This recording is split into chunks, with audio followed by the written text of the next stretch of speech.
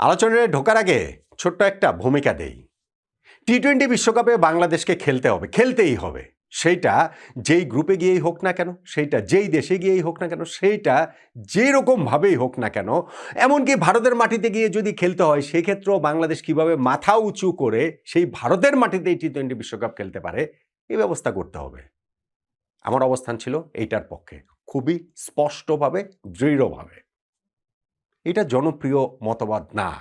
জনপ্রিয় যেই হিসাবটা ছিল যে না, আমরা ভারতে গিয়ে খেলবো না, দরকার হলে আমরা টি-20 বিশ্বকাপ খেলবো না। এমনকি যখন আমরা সেটা খেললামই না ফাইনালে গিয়ে, অনেকেই এইটাকে ইনিশিয়ালি একটা বিজয় হিসেবে দেখেছেন, কিন্তু প্রতিদিন, প্রতি মুহূর্তে, প্রতি ঘন্টায় তারা বুঝতে পারছেন যে না, আমরা আসলে হেরে গেছি, আমাদের ক্রিকেট হেরে গেছে। আমাদের ক্রিকেট ধ্বংসের প্রথম পদক্ষেপটা এখনকার যারা এই ষড়যন্ত্রকারীরা আছে তারা খুব ভালোভাবে নিতে পেরেছেন। ফলে এখন নিজেরা এইটা ভেবে অনুতপ্ত হচ্ছেন যে কি কারণে ওই অবস্থানটার দিকে ছিলাম। এবং খেলা যখন ওয়ার্ল্ড কাপটা শুরু হয়ে যাবে, আমাদের দুঃখের আসলে সীমা পরিসীমা থাকবে না। প্রতি মুহূর্তেই আমরা ভাববো যে আহারে, এখানে তো বাংলাদেশও থাকতে পারত। এখন এই বিশ্বকাপে বাংলাদেশে খেলা না খেলার ইস্যুতে মুস্তাফিজুর রহমানকে কেন্দ্র করে যেটা হয়েছে, সেইখানটাতে নট আউট নোমানের অবস্থানের প্রেক্ষিতে অনেকেই হয়তো এরকম মনে করার সুযোগ রয়েছে, বা বিভিন্ন সময় অনেকে বলেনও বটে, লেখেনও কমেন্টসে, যে আপনি সবসময় যে জনপ্রিয় যেই মতামত থাকে সেইটার বিপরীতে গিয়ে আপনার অবস্থানটা নেন। নট নেসেসারিলি, এটা কিন্তু আসলে ঠিক না। ব্যাপারটা ওরকম না। ব্যাপারটা হচ্ছে কি যে আমি পুরো পরিস্থিতি পর্যবেক্ষণ করে আমি আমার একটা অবজারভেশন দিই, আমি আমার একটা অবস্থানের কথা দৃঢ়ভাবে জানাই, স্পষ্ট করে জানাই। এখানে কোনো গুপ্তটুপ্ত ব্যাপার নাই। যেইটা হবে সামনাসামনি, যা হবে সব ওপেনে, এখানে গোপন কোনো কিছু নাই। ফলে সেই আমার অবস্থানটা অনেক সময় জনপ্রিয় যে মতামত তার পক্ষে যায়, অনেক সময় সেটার বিপক্ষে যায়। মাস তিনেক আগে আপনি সাকিব আল হাসান এবং আসিফ মাহমুদ, যুব ক্রীড়া মন্ত্রণালয়ের উপদেষ্টা, তাদের দুজনের মাঝখানে একটা হয়েছিল না যে চাপানুতর ফেসবুক স্ট্যাটাসের লড়াই, তখন এটা নিয়ে ব্যাপক বিতর্ক তৈরি ছিল। সেইখানটাতে তো আমার অবস্থান ছিল সাকিব আল হাসানের দিকে, বেশিরভাগ মানুষের অবস্থানও সাকিবের দিকেই ছিল। আমি নট আউট নোমানের আমাদের ইউটিউব চ্যানেলে একটা জরিপ করেছিলাম যে কার পক্ষে আপনি রয়েছেন, সেইখানে 2,83,000 মানুষ, কিংবা এর মধ্যে অনেক বট বাহিনীও রয়েছেন, সেই বট বাহিনী থাকা সত্ত্বেও 57% তো হচ্ছে গিয়ে সাকিবের পক্ষে রায় দিয়েছেন, 43% হচ্ছে আসিফ মাহমুদের পক্ষে। তো তখন তো আমি জনপ্রিয় যে মতামত তার পক্ষেই তো আসলে আমি ছিলাম। ফলে আমি যেটা বলছি যে ভূমিকাটা ছোট্ট বলতে গিয়ে একটু কিঞ্চিৎ দীর্ঘই হয়ে গেল। নট নেসেসারিলি আমি সবসময় যে জনপ্রিয় মতামত তার বিরুদ্ধে যাই কিংবা তার পক্ষে যাই। আমি সবকিছু ঘটনা পর্যবেক্ষণ করে আমার একটা অবজারভেশন দেই, সেইটা আমি স্পষ্টভাবে জানাই। আমি আবারও বলছি, এখানে আমার রাগ ডাকের কিছু নাই, বা ওই গিরগিটির মতো 2 দিন পর পর রং চেঞ্জ করার কিছু নাই। ঘটনা যেইটা ঘটে সেই ঘটনার সাথে সেই হাওয়ায় ভেসে যাওয়ার কিছু না। আমার একটা অবস্থান থাকে, সে অবস্থান কখনো কখনো ঠিক হয়, সে অবস্থান কখনো কখনো ভুল হতেই পারে। কিন্তু এইটার সঙ্গে মানুষ কোনটা খাবে, কোনটা বললে মানুষ বেশি হচ্ছে গিয়ে এইটার সঙ্গে মানে কি বলে চলে, ভিউ বেশি হবে, কি ভিউ ব্যবসা হবে, এইগুলোর সাথে ভাই আমার কোনো অ্যাবসলিউটলি কোনো সম্পর্কের জায়গায় নাই। ভূমিকাটা কেন দিলাম? ভূমিকাটা দিলাম হচ্ছে গিয়ে সাকিব আল হাসানকে নিয়ে আবারও একটা আলোচনার জায়গা তৈরি হয়েছে। বাংলাদেশের জার্সিতে সাকিবের আবারও একটা ফেরার সম্ভাবনা তৈরি হয়েছে। মার্চে পাকিস্তানের বিপক্ষে বাংলাদেশের যে সিরিজ, ওয়ানডে সিরিজ, সেইটা দিয়েই সাকিব দীর্ঘদিন পর জাতীয় দলের হয়ে ফিরবেন, বাংলাদেশের মাটিতে তিনি ফিরবেন, এরকম একটা সম্ভাবনা তৈরি হয়েছে না? সেখানটাতে আমার অবস্থানটা কি? এখানটা তো আমার অবস্থানটা স্পষ্ট। আমি বাংলাদেশের জার্সিতে সাকিবকে আবার দেখতে চাই। আমি বাংলাদেশের মাটিতে সাকিব আল হাসানকে আবার দেখতে চাই।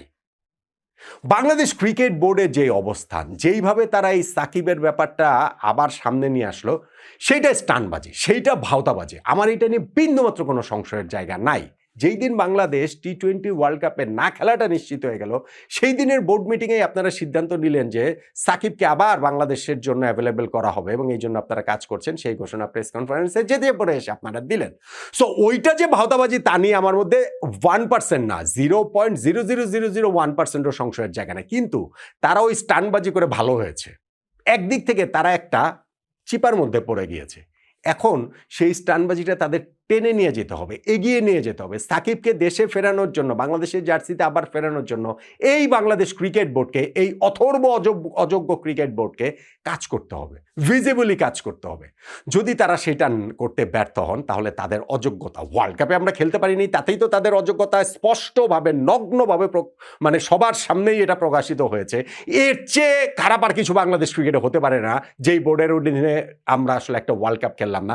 যতই এটা গভর্নমেন্ট ডিসিশন বলেন, যতই এইখানটাতে এই প্রেক্ষাপট আমি ভাই সব জানি, সব জানার পর আমি এটা বলছি যে বাংলাদেশের ক্রিকেট ইতিহাসের সবচেয়ে ব্যর্থ ক্রিকেট বোর্ড এই আমিনুল ইসলাম বুলবুল ভাইয়ের ক্রিকেট বোর্ড, কেননা তাদের সময় আমরা একটা ওয়ার্ল্ড কাপ খেলতে পারিনি। সাকিবকে নিয়ে যে স্টানবাজিটা আপনারা করেছেন, যেইভাবে আপনারা শাক দিয়ে ওই মাছ আড়ালের চেষ্টাটা করেছেন, এখন সেই মাছটা এত বেশি সামনে চলে আসছে নামটা সাকিব আল হাসান হওয়ার কারণে আপনারা নিজেদের ফাঁদে নিজেরাই পড়েছেন। সাকিবকে এখন ফিরিয়ে আনার জন্য আপনাদের চেষ্টা করতেই হবে, সর্বোচ্চ চেষ্টা করতে হবে, ভিজিবল চেষ্টা করতে হবে। সেই চেষ্টাটা কি আপনারা করবেন? এবং সত্যি সত্যি কি সাকিবের মার্চে পাকিস্তানের বিপক্ষে সিরিজে বাংলাদেশে ফেরার, বাংলাদেশের জার্সিতে ফেরার সম্ভাবনাটা কি রয়েছে কিনা? 2024 সালের 5ই আগস্ট যখন সরকারের পতন ঘটে, যেই সরকারের সংসদ সদস্য ছিলেন সাকিব আল হাসান, তখন তিনি দেশের বাইরে ছিলেন। বাংলাদেশের জার্সিতে এরপরও তিনি খেলেছেন, পাকিস্তানের বিপক্ষে টেস্ট সিরিজ খেলেছেন, ইন্ডিয়াতে গিয়ে তিনি দেশের প্রতিনিধিত্ব করেছেন। ওইখানে ইচ্ছা প্রকাশ করেছেন যে বাংলাদেশে ফিরে সাউথ আফ্রিকার বিপক্ষে মিরপুর টেস্ট দিয়ে টেস্ট ক্রিকেটকে তিনি বিদায় জানাবেন। এবং সেই গ্রিন সিগন্যালটা তিনি বাংলাদেশ ক্রিকেট বোর্ড না, বাংলাদেশ সরকারের কাছ থেকেও পেয়েছিলেন। সেই গ্রিন সিগন্যালের জোরেই তিনি আমেরিকায় পরিবারের কাছ থেকে বিদায় নিয়ে দুবাই পর্যন্ত চলে এসেছিলেন। দুবাই আসতে আসতে গ্রিন সিগন্যাল হয়ে গেছে রেড সিগন্যাল, দুবাই থেকে তিনি আর বাংলাদেশে আসার অনুমতি পাননি। এবং সেই ক্রীড়া উপদেষ্টার সঙ্গেই তো ওই ফেসবুক স্ট্যাটাসের লড়াই, ইন্টারভিউর লড়াই টড়াই হয়ে গেল না কয়েক মাস আগে, যেখানটাতে ক্রীড়া উপদেষ্টা ঘোষণা দিলেন যে না, সাকিবকে যেন আর কখনো জাতীয় দলে না নেওয়া হয়, সেইটা তিনি বাংলাদেশ ক্রিকেট বোর্ডকে নির্দেশনাটা দিয়ে দিবেন। খেয়াল করে দেখেন, ফারুক আহমেদ ভাই যখন বিসিবি প্রেসিডেন্ট ছিলেন, সাকিবকে তিনি বাংলাদেশের জার্সিতে ফেরাতে চেয়েছেন না? আমি 100% বিশ্বাস করি তাদের সেই আন্তরিকতার জায়গাটা ছিল, আন্তরিকভাবে তারা চেয়েছেন। আমিনুল ইসলাম বুলবুল ভাই যখন অন্তর্বর্তীকালীন দায়িত্ব নিয়েছেন, তিনি ফেরাতে চাননি? আমি 100% বিশ্বাস করি তাদেরও আন্তরিকতায় কোনো ঘাটতি ছিল না। বুলবুল ভাই যখন পূর্ণ মেয়াদে দায়িত্ব নিয়েছেন, তিনিও কি সেটা চাননি যে সাকিব আবার বাংলাদেশের হয়ে খেলো? আমি অবশ্যই বিশ্বাস করি তিনি তখনও সেটা চেয়েছেন, কিন্তু কেউ কখনো পারেননি, সফল হননি।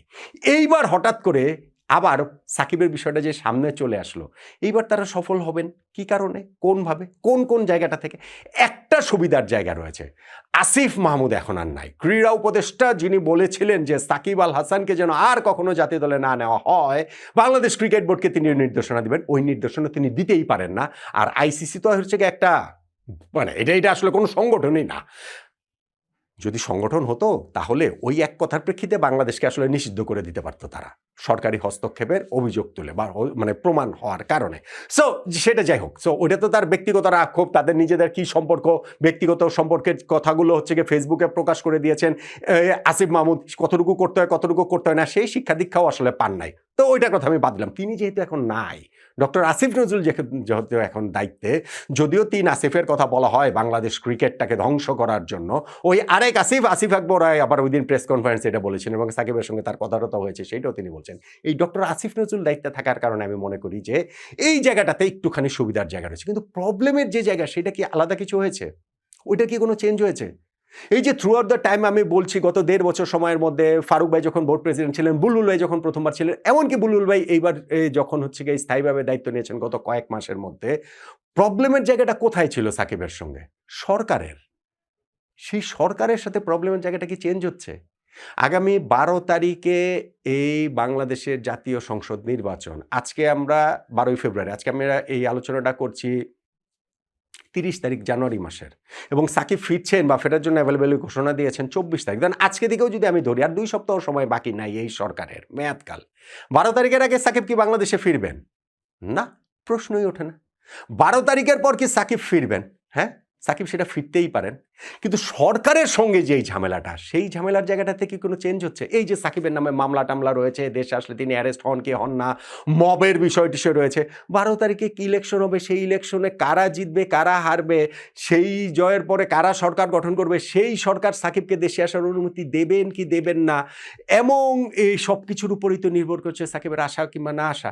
ফেব্রুয়ারির 12 তারিখে নির্বাচন হবে, আমাদের পাকিস্তানের বিপক্ষে যে ওয়ানডে সিরিজটা মার্চ মাসে, সেটা আরও 1 মাস পরে। এই 1 মাস সময়ের মধ্যে এই ক্রিকেট বোর্ড থাকে কিনা সেটা নিয়ে তো প্রশ্ন রয়েছে। এই ক্রিকেট বোর্ড পর্যন্ত এই সময়ের মধ্যে ভেঙে যেতে পারে। তাহলে যদি ধরেন আমি বললাম ভেঙে নাই গেল, নতুন সরকার আসলো, নতুন সরকারের সঙ্গে সাকিব, সেটা যারাই আসুক, যারাই ক্ষমতা করুক, ওইটা তার আমরা জানি টানি না, সেইখানটাতে সাকিবকে ফেরার গ্রিন সিগন্যাল কি গভর্নমেন্ট দিবে কি দিবে না? বড় প্রশ্নের জায়গা না? বড় প্রশ্নের জায়গা। আমি ওই জায়গাটাতে যাচ্ছি না, যে ওই যে একটা আলোচনার জায়গা আছে যে এই 12ই ফেব্রুয়ারি জাতীয় সংসদ নির্বাচনে যেই দলই ক্ষমতায় আসুক না কেন, গণভোট যে হবে একই সঙ্গে সেইখানটাতে হ্যাঁ যদি জয়যুক্ত হয় তাহলে বর্তমান অন্তর্বর্তীকালীন সরকার আরও 180 দিন তারা ক্ষমতায় থাকতে পারবে। এটা নিয়ে নানান ব্যাখ্যা ট্যাখ্যার জায়গা রয়েছে, ওই জটিল রাজনৈতিক জটিলতার মধ্যে আমরা যাচ্ছি না। কিন্তু আমি যেটা বুঝি সেটা হচ্ছে যে যদি আরও 180 দিন এই সরকার থাকে তাহলে এই ক্রিকেট বোর্ডও থাকবে। কিন্তু যদিও 180 দিন না থেকে, মানে হ্যাঁ জয়যুক্ত হয়ে যদি 180 দিন না থেকে নতুন সরকার ক্ষমতায় আসে, এই ক্রিকেট বোর্ডে তো সাকিবকে ফেরানো বা না ফেরানো বিষয়ে তাদের আর কিছু করার নাই। তখন তো আবারও সেই সরকারের সাথে সাকিবের যে সম্পর্কের জায়গাটা, সেই সম্পর্কের জায়গাটার উপরে সবকিছু নির্ভর করবে।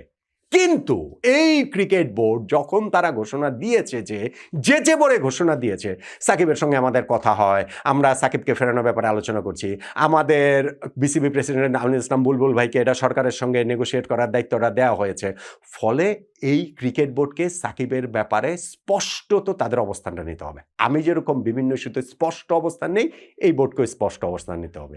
ওই ধরি মাছ না ছুঁই পানি হবে না ভাই, গুপ্ত হয়ে থাকবেন হবে না ভাই, ওই যে লাঠিও ভাঙলো না সাপও মরল হবে না ভাই। আপনাদের কোনো একটা স্পষ্ট অবস্থান নিতে হবে। সাকিবকে কি আপনারা ফেরাতে চান নাকি চান না? চাইলে আপনারা কিভাবে চান, কতভাবে চান? এই যে ধরেন ওয়ার্ল্ড কাপ ভাই আমরা খেলাতে চেয়েছিলাম কিন্তু সরকারের সঙ্গে আমরা পারিনি, এই কানে কানে এসে যে আমাদেরকে এসব কথা বলছেন না।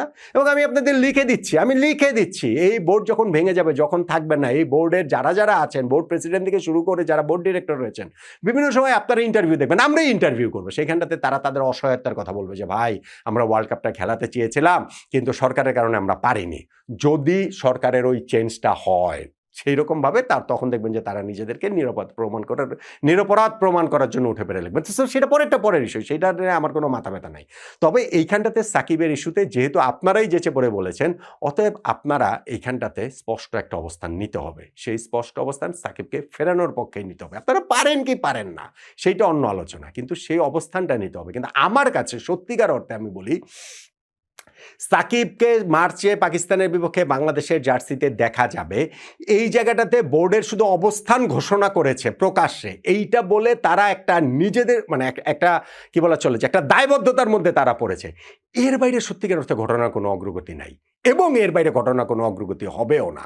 12 তারিখে নির্বাচনের পরে নতুন সরকার আসবে, নতুন ধরেন হচ্ছে দল দায়িত্বে আসবে, নতুন স্পোর্টস মিনিস্টার আসবে, সব কিছুই তো তখন নতুনভাবে হবে। সাকিব আল হাসানের সঙ্গে তখন তাদের সম্পর্কের জায়গাটা, রাজনৈতিক হিসাব টিসাবের জায়গাটা সব কিছু আবার নতুনভাবে হবে। কিন্তু সেগুলো হওয়া সত্ত্বেও এই যে আপনারা একটা স্টানবাজি করে সাকিবকে আনার কথা বলেছেন না, এখন আপনাদেরকে আমরা চাপে রাখবো, আপনাদেরকে আমরা এই প্রেশারের মধ্যে রাখবো যে না সাকিবের ব্যাপারে আপনারা আসলে কি করেছেন। আমরা বলতে হচ্ছে কি, আমি মিডিয়ার কথা বলছি, আমি জনগণের কথা বলছি, বা যারা মনে করেন যে সাকিবকে এভাবে ফেরানোটা আসলে উচিত বলে মনে করে। হ্যাঁ ঠিক আছে, সাকিবের ব্যক্তিগত যেসব জায়গাগুলো রয়েছে, তার মামলা টামলা যে বিষয়গুলো হচ্ছে, আইনি যেভাবে মোকাবিলা রয়েছে সেগুলো ওইগুলোর মতো করে হবে। কিন্তু এন্ড অফ দ্য ডে যে সরকারের সিগন্যাল লাগবে এবং সেই সিগন্যালটা আদায় এই এখনকার ক্রিকেট বোর্ড করতে পারবেন কিনা এটা হচ্ছে কি প্রশ্নের বিষয়। কিন্তু সেই চেষ্টাটা আপনাদের জারি রাখতে হবে। যদি আপনারা জারি না রাখেন তাহলে আমাদের সবসময় মনে হবে বাংলাদেশ যেদিন বিশ্বকাপ থেকে বাদ পড়ে গেছে সেদিন সাকিব আল হাসানকে ফেরানোর ঘোষণা দিয়ে আপনারা আসলে একটা স্টানবাজি করেছেন, আপনারা একটা ভাওতাবাজি করেছেন, খুব ভালো কথা। কিন্তু সেই ভাওতাবাজিটাকে এবার একটা পূর্ণতা দেন, পূর্ণতা দিয়ে সাকিবকে বাংলাদেশে ফেরানোর ব্যাপারে সর্বোচ্চ চেষ্টাটা করেন।